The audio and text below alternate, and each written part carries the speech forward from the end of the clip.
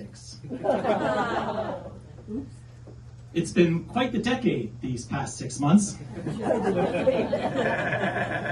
a lot going on, and it can be hard to follow, but don't worry, I've got you covered. Now, I'm not going to be talking about the United States. I'd have to rewrite this bit every 5 minutes to do that. But Canadian politics start to make a lot of sense once you start thinking of political parties and their leaders as movie genres. Now, let's take the NDP. Jagmeet Singh thought that he was in a romance. He spent the entire election as though he were a Southern belle saying, "Oh, Canada, I remember how you almost elected us a few years ago, and I know you didn't just love Jack Layton, you're NDPers in your heart. You just fell for the wrong man, and fell for him again, and again, but you'll come back." And it took election night, just 6 weeks ago, for him to realize he's not in a romance, he's in a tragedy. I'm sorry, Jagmeet. We're just not that into you. Now, the Bloc Québécois are an art house film that's playing in limited release on a single screen in an obscure part of town. It's a French film, of course, with no subtitles. And nobody wants to see it except for that one annoying friend of yours who says, "This is going to be the most important cultural event of our lifetime." And the Greens. How do we classify the Green Party? Well, let's see. They plummeted in the popular vote. They're reduced to one seat in Parliament. One of their leaders didn't even survive election night. I think it's pretty clear. The Green Party are a horror show. And then we have the Federal Conservatives. Now, they were born out of the merger of two other parties, so I think it only makes sense that we think of them as the fusion of two movie genres, and I think the Conservatives are aptly portrayed as a disaster action film. Now, every action film needs a bad guy, right? You know, the big boss-level villain that's planning to take over the world, the danger that grows day by day until it threatens our very way of life.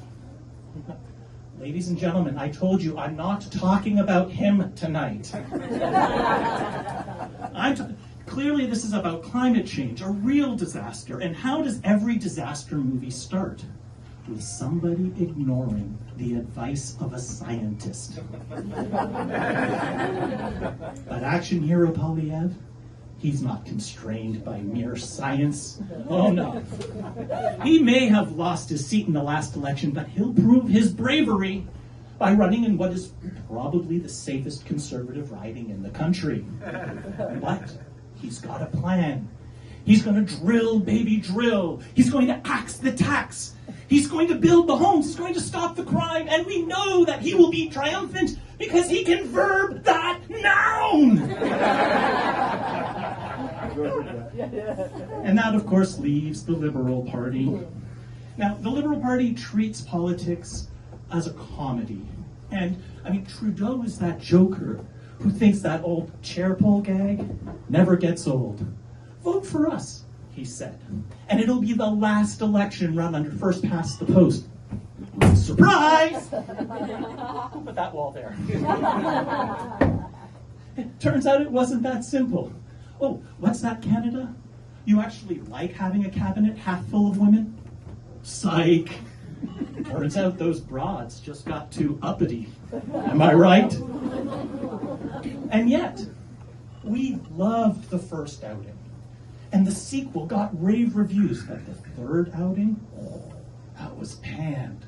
So the producers recast the main characters, hoping for a fourth entry in the franchise. And it worked. But whatever else Carney may be, he certainly isn't funny.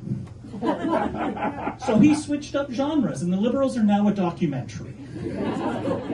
The boring kind. I mean, it might be full of useful information and highly educational, but it's also a perfect cure for insomniacs who don't respond to strong drugs. There's just one way in which the movies and politics are very different.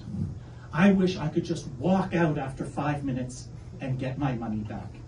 So here's to refunds for everybody. Thank you, ladies and gentlemen. Have a great night.